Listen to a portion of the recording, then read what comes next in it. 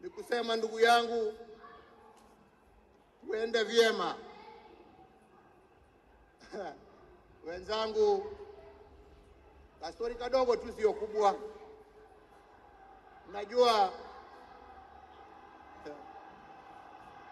Unajua saa ingine baada ya kazi tukiwa tulia kidogo hapo nini, tunapewa kitu kidogo hapo. Kwani mnacheka? Mimi kitu kidogo nasema uji na chai.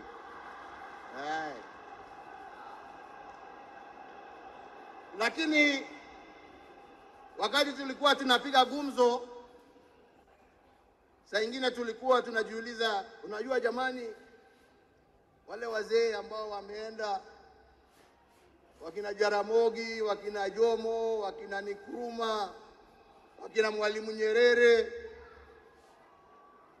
jameni, unafikirianga wakiketi wanaongeanga mambo gani?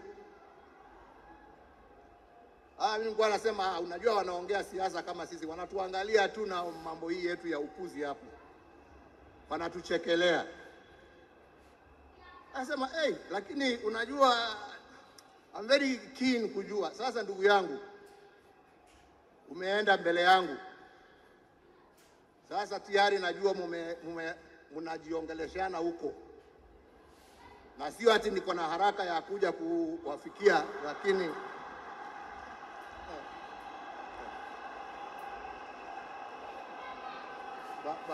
bado tunataka tutulie kidogo. Mwenyezi Mungu atusaidie, lakini najua wakati wetu tukifika utakuwa hapo kutuambia njia ya kutembea hizo mabarabara za huko.